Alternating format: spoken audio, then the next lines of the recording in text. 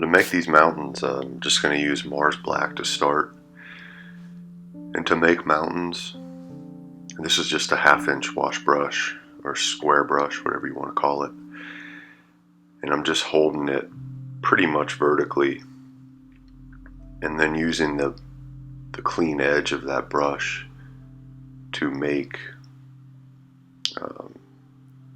those mountain peaks, and just moving it erratically up and down randomly as you drag it. That'll give you an irregular edge and give you a bunch of little peaks and little bumps and triangles. That'll help make it realistic and more natural looking. If it's too clean and simple, it's just not going to look as good. So try to be really erratic and add a bunch of little peaks on that top edge of the mountain.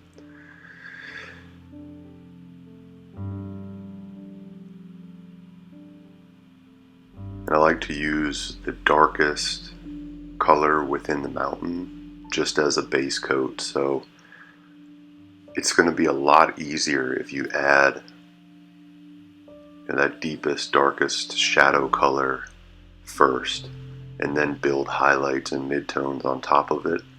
That's going to be a lot easier than if you try to go in with a small brush and add your highlights and midtones and shadows all at the same time next to each other with gaps in the canvas. It's just not going to, I've learned that the hard way. That makes it a lot more difficult and time consuming. So this will save you a lot of time and it'll make it look better. So once we have this down, then you can go on top of this dark color, and then all your shadows and your cracks and texture will show through, and it really helps.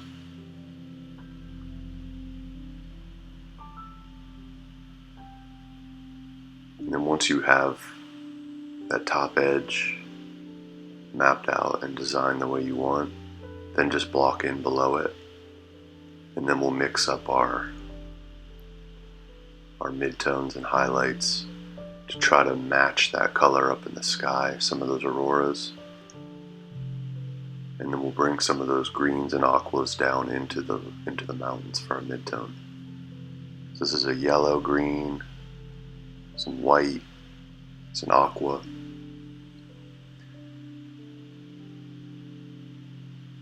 some black, and then a phthalo blue for down at the base of the mountains. There'll be links to all these in the description.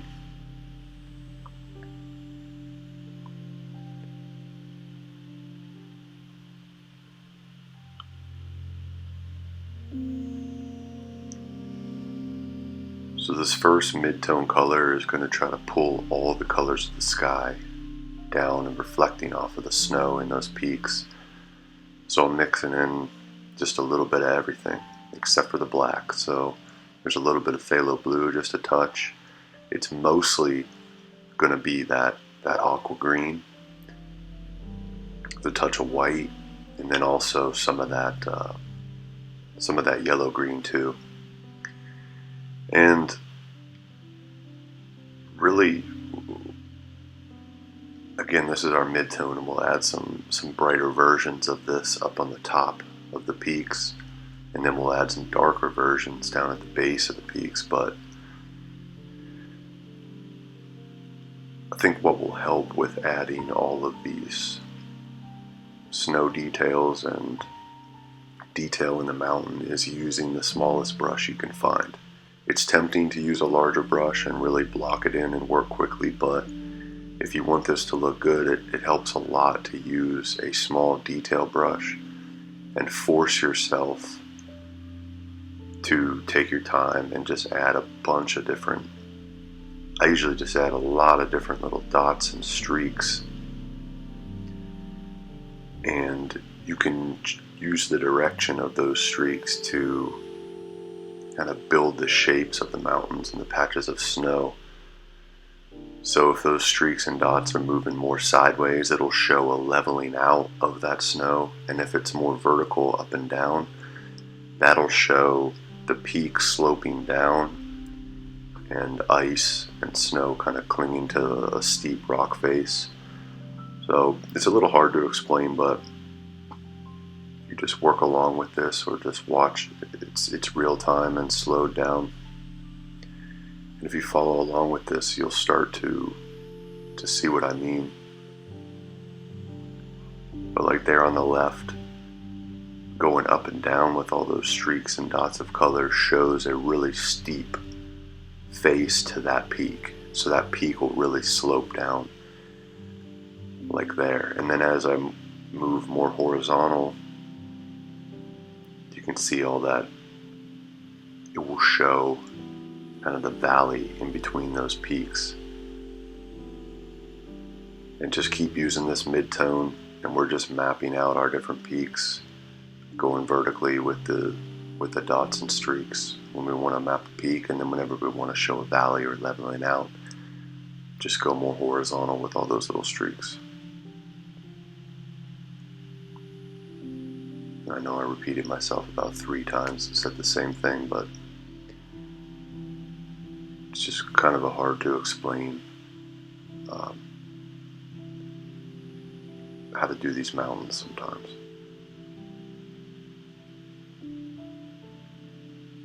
But yeah, really just take your time and add as much detail as you can with this, with the smallest brush. And that really helps with this part. But this is the hardest part, is initially mapping out all the snow and to try to add some depth to these peaks and really shape them out.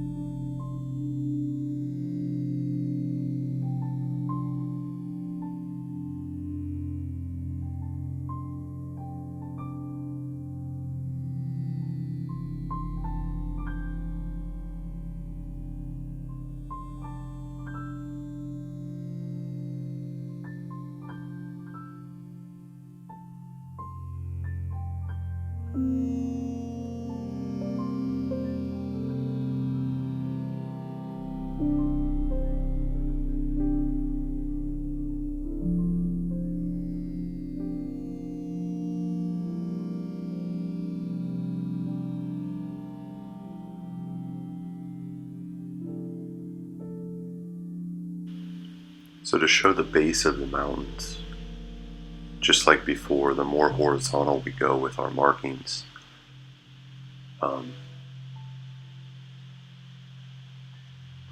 the more we will show valleys and the bottom of these mountains. So where you want the mountains to end, just start going more horizontal as opposed to up and down, and that'll start to put in the base. And then for highlights, up on the peaks, add more white and more of that yellow green to catch more of those northern lights reflecting. Kind of run that top edge and then pull it down a little bit into that snow, and then that'll give some highlights and really define that top edge, and then also help with the realism by bringing some of that reflecting northern lights color down into the snow.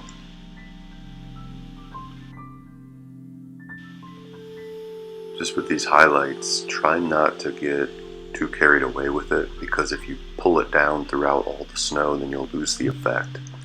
You just want to keep it to that top portion, and then that'll give you a nice highlight, and then you can keep your mid-tone, and then down at the base later on we'll add some deeper blues and shadow color, but if you add too much highlight, you'll lose the effect.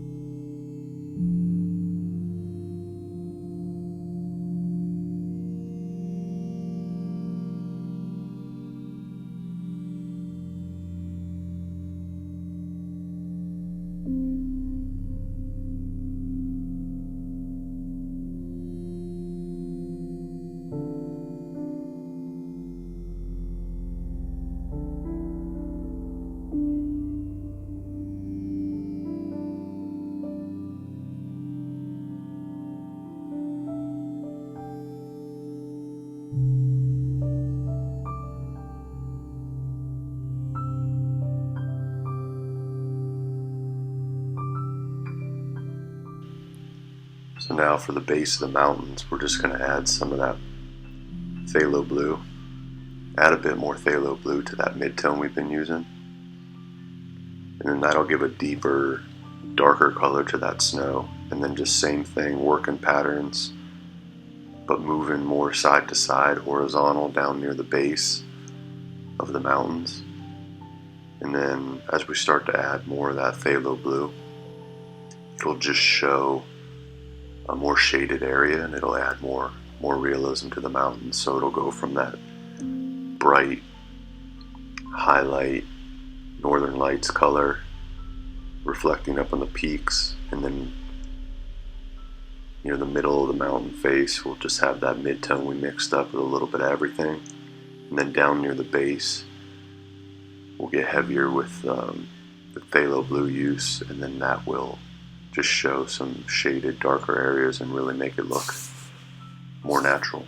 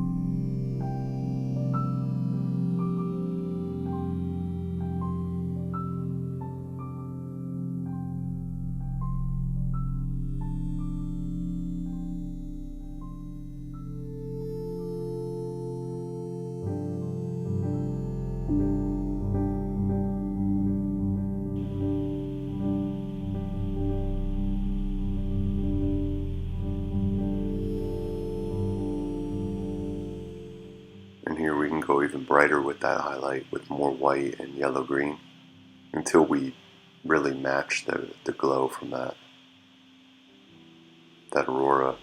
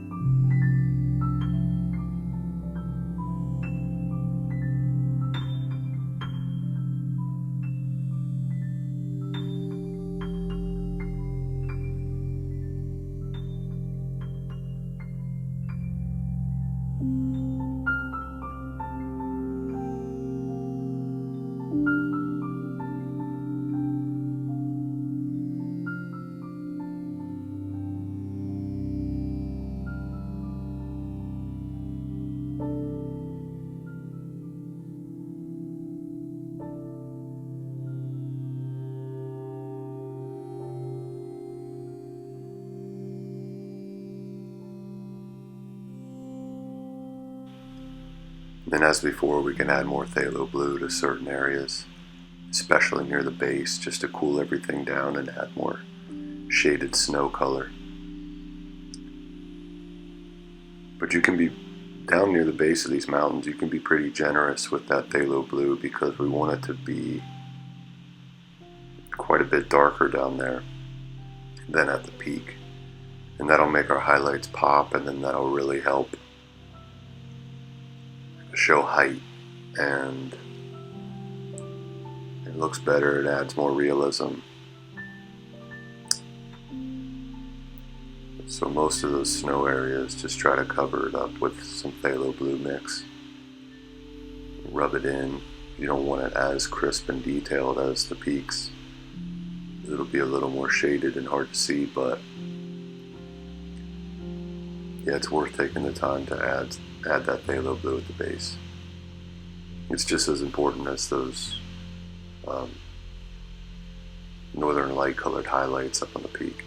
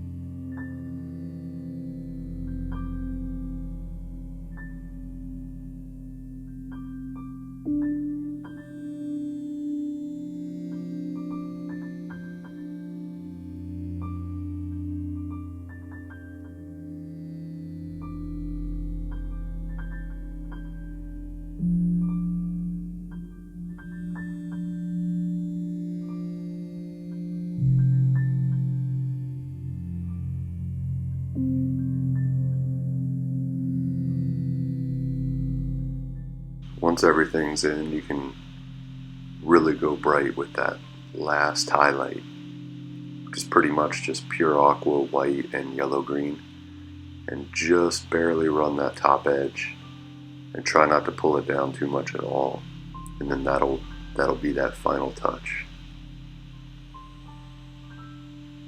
and then that'll be pretty much it. So that's how I painted these mountains with reflecting northern lights. And good luck on yours, and see you in the next video.